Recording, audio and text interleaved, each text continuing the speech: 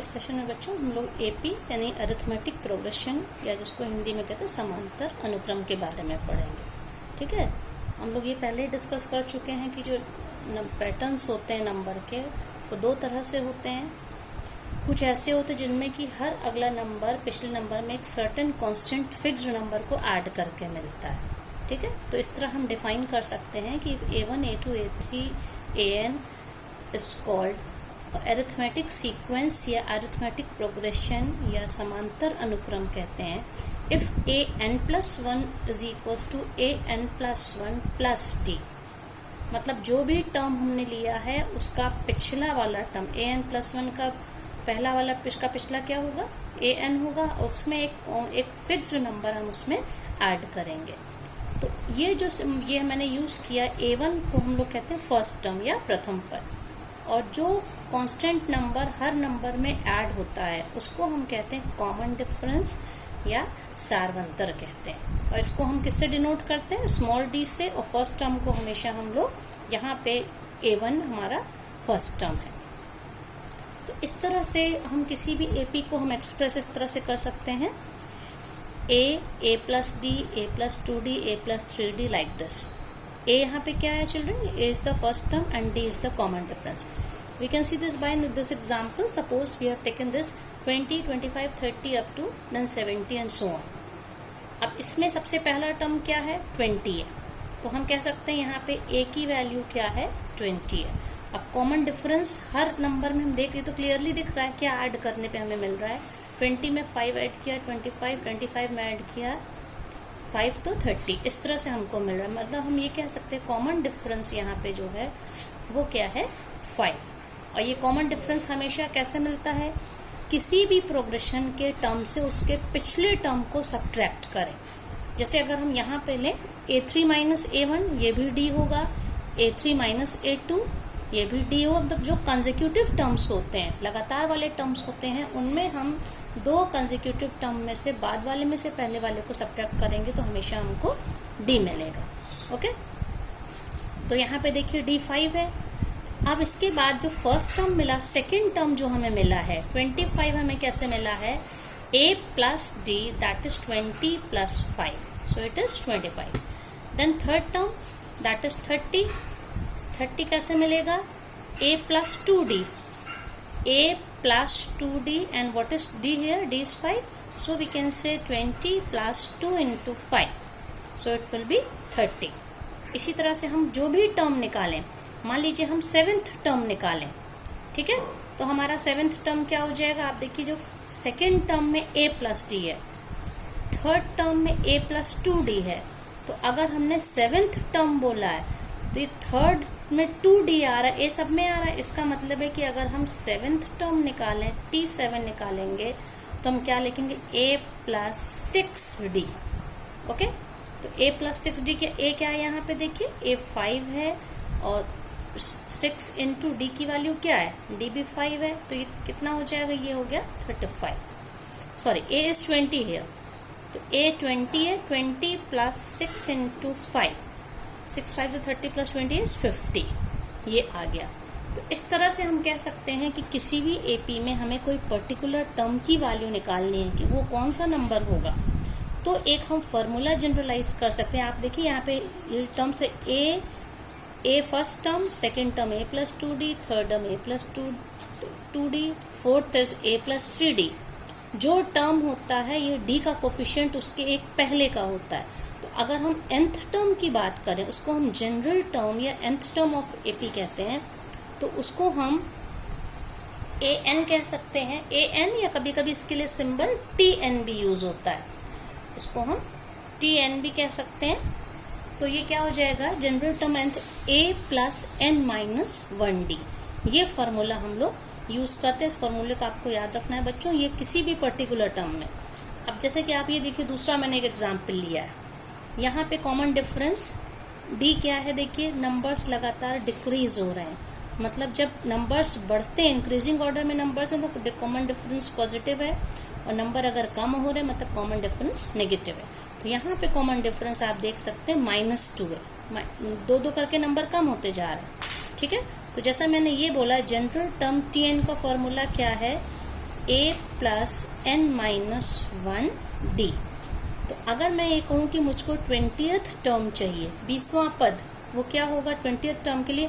a क्या है? पहला टर्म है यहाँ पे a 10 है, और 20th टर्म चाहिए, it means 20 minus 1, and what is the common difference here?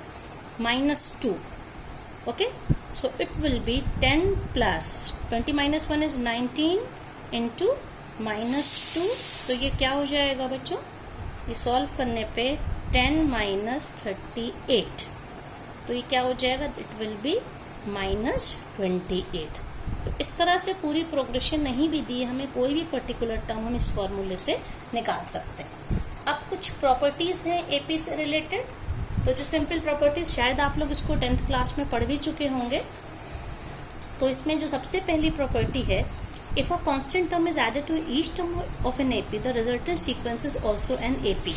किसी भी एपी में अगर एक नंबर हम हर टर्म में जोड़ें, अब जो हमें नई एपी, नया जो नंबर्स मिलेंगे वो भी एक एपी में, जैसे मैं इसी में ले लेती हूँ।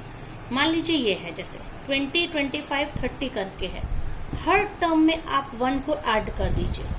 तो अगर हम हर टर्म में 1 को ऐड करेंगे तो क्या हो जाएगा? आप देखिए 21, 26, 31 एंड सो ऑन 71, इस तरह से। तो आप देखिए फिर से ये हमें एपी मिली, जिसका कि यहाँ पे फर्स्ट नंबर जो ए, वो तो चेंज हो गया, लेकिन कॉमन डिफरेंस अभी भी वही रहेगा।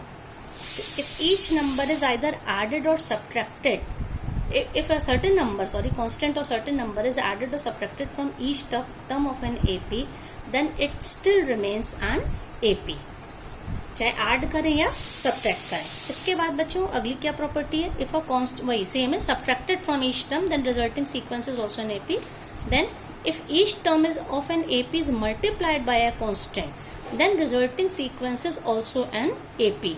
अगर हर किसी भी एपी के हर टर्म में हम किसी नंबर से मल्टीप्लाई करें या लास्ट में क्या दिया हुआ हम डिवाइड करें, तब भी वो क्या, जो रिजल्टिंग सीक्वेंस हमको मिलेगी वो हमें एपी मिलेगी। इसका मतलब कोई भी एपी दी है किसी भी नंबर से, लेकिन एक में नहीं, हर टर्म में उसको ऐड करें, सब्ट्रैक्ट करें, मल्टीप्लाई करें या डिवाइड करें, ओवरऑल फिर से जो रिजल्टिंग सीक्वेंस होगी वो तब भी वो एपी रहेगी। अब हम लोग को कुछ सिंबल्स यूज करेंगे बच्चों आगे फॉर्मूला, क्योंकि हम लोग डिराइव करेंगे तो उसमें कुछ सिंबल्स यूज करेंगे, आप देख लीजिए उनका क्या मतलब हो। जिसमें सबसे पहले है स्मॉल ए। स्मॉल ए को हम लोग क्या कहते हैं? First term. किसी भी एपी का जो प्रथम पद उसको होता है उसको स्मॉल ए। इसके बाद एल यूज करेंगे, L means last, small L है तो लास्ट टर्म, लास्ट टर्म, या इसको हम हिंदी में क्या कहेंगे? अंतिम पद। फिर इसके बाद है डी, जो कि मैं स्मॉल लेटर में ये भी डी मैं पहले ही बता चुकी हूँ। डी क्या है? Common difference. कॉमन डिफरेंस मतलब कि सार्व अंतर जिसको कहते हैं। और एन क्या है? किसी भी सीक्वेंस में कितने टर्म्स हैं, टोटल नंबर ऑफ टर्म्स, पदों की संख्या जिसको कहते हैं, इसको हम क्या कहेंगे? नंबर ऑफ टर्म्स कहेंगे। ठीक है। और एक सिंबल और यूज होगा, एस एन होगा, वो क्या होगा? सम ऑफ एन टर्म्स। देखिए यहाँ पे जो अभी मैंने एक टी एन यूज किया था, टी एन क्या था? nth टर्म और जनरल टर्म, इसको हम लोग क्या कहते हैं? व्यापक पद या जनरल टर्म। ठीक है। और ये क्या है? सम of N terms.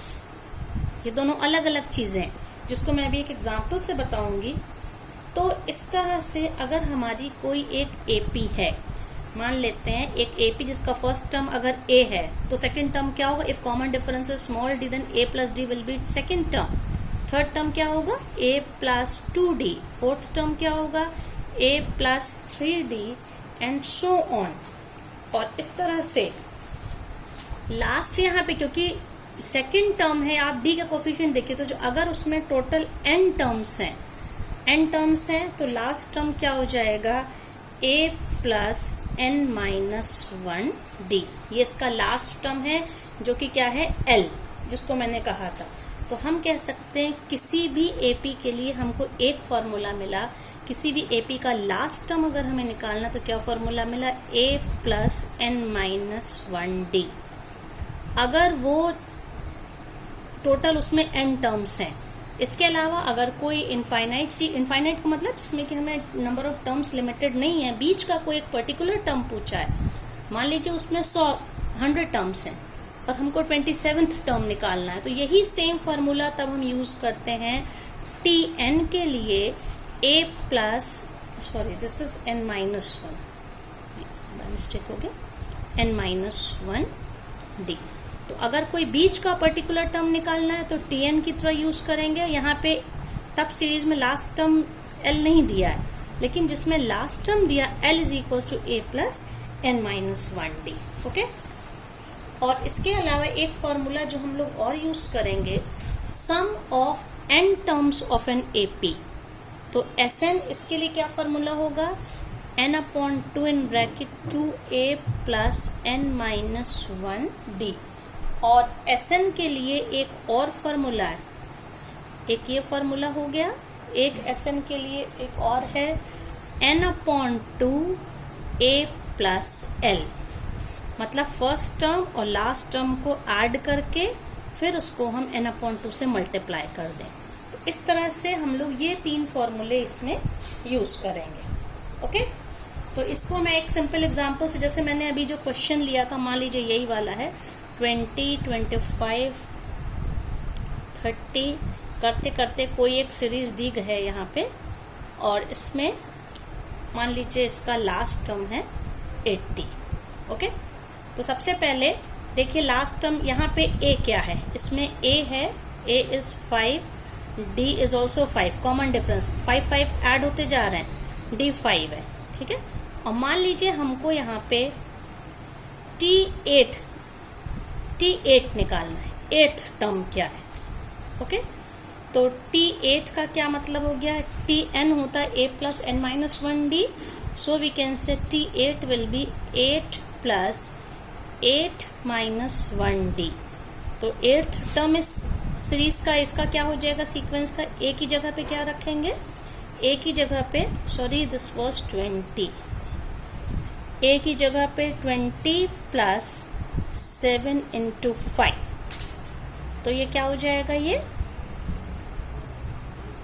This will be, ये 80 नहीं है children, by mistake, suppose this is 280।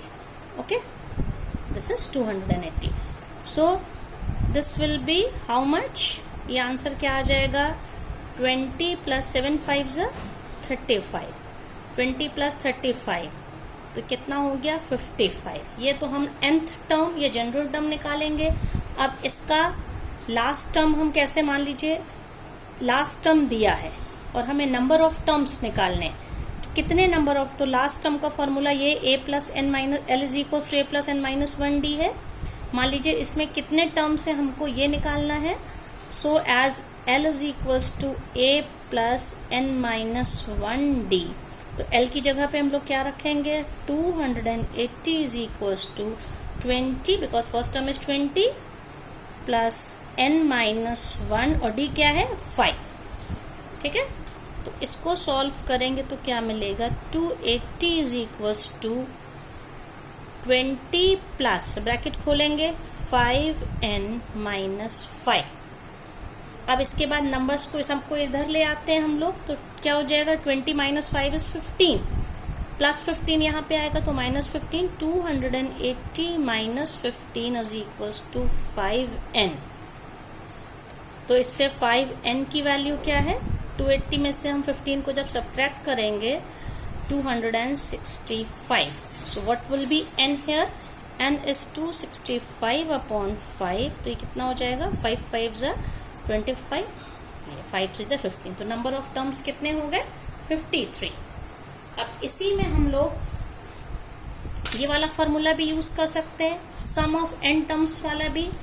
तो यहाँ पे देखिए a क्या था, a was 20, d was 5, okay, और n कितना आया था, n we have calculated right now 53। तो Sn जब हमें निकालना होगा सम ऑफ n टर्म्स, तो ये क्या हो जाएगा, n/2 in bracket 2a plus n-1d। तो अब हम वैल्यू रखेंगे 53/2, 2 इंटू 20 प्लस 53 माइनस 1 इंटू 5, तो 53 upon 2 in bracket 40 plus 52 into 5, 52 into 5 कितना हो जाएगा, 5 2 ज़ा 10 एंड 5 5 ज़ा 25, 260. ओके, तो 53 upon 2 into 260 plus 40 how much children, 300. तो क्या हो जाएगा, 53 इंटू 150. और इसको सॉल्व करने पे